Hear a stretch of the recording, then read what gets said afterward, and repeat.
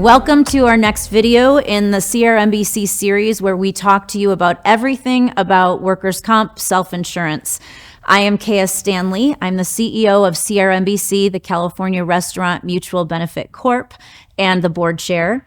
And I'm joined here today again with Mike McDonough, who is the principal of McDonough Insurance. He's also the author of the book, The Employer's Guide to Workers' Compensation, and he is also CRMBC's broker liaison. So Mike, thank you again for joining us on this video.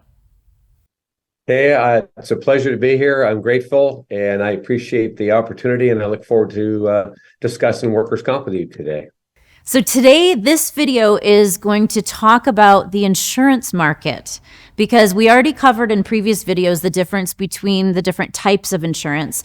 But as we all know, there's different things that are happening in the economy and in the state of California, including minimum wage, things that impact the rates for workers' comp.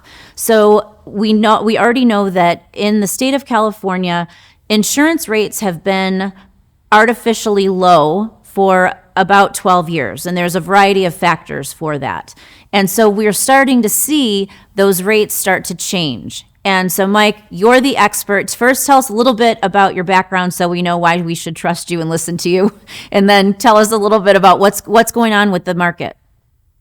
Okay, great, Kaya. Thank you. I've been in the insurance business or industry for almost 40 years. And the last 25 I've spent focusing on workers' comp. And I focus on all areas of workers' comp, from the underwriting standpoint, from the employer standpoint, from the injured employee standpoint, working with self-insured groups, traditional insurance companies, any aspect that has to do with work injuries. That's what my specialty is. And I've realized that over the years that the greatest impact that I can make on an employer's bottom line or on their balance sheet is by helping them control their workers' comp. And so tell us a little bit about what's going on in the market. Why has the market been artificially low for the last 12 years, and what's happening now that's going to change it? That's a great question. And we've all been talking about when are the rates going to turn? When are the rates going to turn? Because in my history of being in the insurance industry, this is the longest streak I've seen of low rates. And normally what causes low rates is when the insurance companies are getting an average of 18 to 20% return on their portfolio, stock portfolio. And so what they're doing is they come in and they get into a rate comparison. And so they have artificially lowered the rates, and they get into where they are getting rates below what they should be. And so now they're getting a huge influx of premium dollars in, which is a great return for their shareholders and things like that. But now that the bond market is going up, that's usually because the insurance carriers are getting less return. And so what's going to happen now is you're going to start seeing rates turn the corner, and you're going to see insurance companies to start increasing the rates because they have been low for a long period of time. And then we'll also see how many carriers actually stay in the market, because normally when the market turns, the carriers that can't afford to stay in the market based upon their portfolio will either increase their rates to stay outside the market, or they'll pull out of certain classifications altogether. And traditional insurance to self-insurance is not an apples to apples comparison, and we talked about that in another one of our videos. But how is that? How are those rate fluctuations going to impact self-insurance? They're going to impact the self-insurance because you're going to see a lot of employers become more interested in getting into a self-insured group, because historically SIGs have competitive, consistent rates. We don't get involved in the stock market, and we're not beholden to anybody. So because we're a nonprofit and it's a group of like-minded individuals like our restaurant owners, they are consistently comparing their group amongst each other, but it's actually about their actuarial study, their excess, and also their security deposit. So if they can reduce the security deposit, decrease their excess insurance coverages, and reduce their claims cost, they're going to have a surplus that they're going to be able to share with all the other members. And the insurance carriers, because they are involved into the stock market and shareholders, they have to increase the rates to offset to make sure that their clients are getting a return, where in our self-insured group, they're worried about each other and there's nobody in the outside influence. And this is one of the reasons why we often talk about the fact that over time, over the last century, self-insurance has outperformed traditional insurance on every metric over time. And the same reason why we talk about the fact that a traditional insurance carrier is like a casino where the house always wins. You might win here and there, but overall, over time, the traditional carrier is going to profit, or like you said, they're going to pull out of the market and not offer their insurance anymore. So self-insurance, one of the things we talk about a lot is joining a self-insured group is a business decision.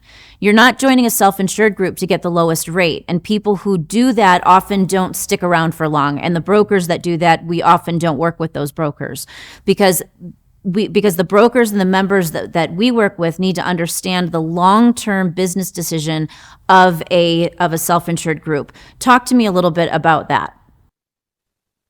I'd be happy to. That's one of the key things. And when I interview a potential member of any self-insured group, I have to understand their mindset, because if they've been in the traditional market for 25 years, and this is their first introduction to self-insurance, normally it's a longer term, because a longer term of education and knowledge to get that employer engaged, because like you said, it's a business decision.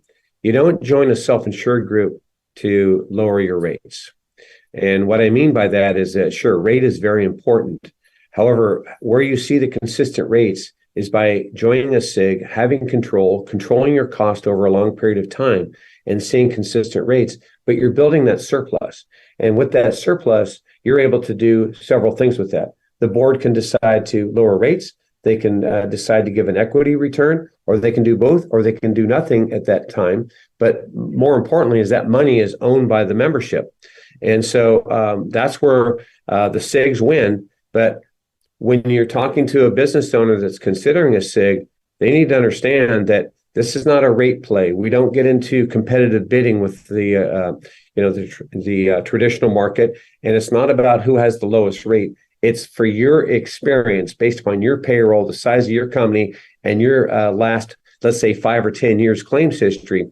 Are you a fit for our group as well? So there's things that we look at, and not everybody, this isn't a fit for everybody, but for the ones that it is, you have total control and consistent rates over a long period of time. And to that end, we have some situations sometimes where there's a broker that wants to start bringing people to self-insured group. And we have kind of an education process, because the way that quotes are done in the traditional market, there's not transparency, and there's some kind of, game playing, if you will, where in a self-insured group, we're not playing games. We look at exactly where you're at and where you can be. And we're not looking at there's no X mods or anything like that. And we just had a situation where the member might have even been able to get a better rate with us if they had been transparent. Instead, we had this lack of transparency. To the extent, without breaking any confidentiality, talk a little bit about what happened there and what we learned from that experience. Yeah, and it was a learning experience for everybody. And it's a business owner that, hears and sees the value of self-insured, but he's been with the traditional carriers for a long period of time. And the broker that was involved, there's an understanding and educational level there as well. So what happened is that we were trying to determine, because this business owner had a great loss history, but there was a couple of years that were not so good. And in looking at that, we had to determine, okay, if they were in the group during that same period of time, where would they be? Okay. And so because we don't have the claims information or the data of how those claims were managed or why they were settled for the amount that they were, we were really left in the dark. So what we wanted to do was just get an indication from the carriers to see, because like you said, they're artificial numbers, and carriers can go as low as they want to go. And we don't want to get into that bidding war, because that's not what self-insurance is about. But what we did need to know is where their pricing was from last year to this new year, because the member had told us that there was a 30% increase, but we didn't know exactly what that rate had meant because there was credits and so forth. So we had to look at our surplus. We had to look at other members in the group, and we had to compare this member with very little knowledge to determine whether we could give them the pricing that the group could approve in order for that member to come into the group. And because we didn't have that, we had to just provide a number, and had that member shared more information with us, we may have even come in with a better rate.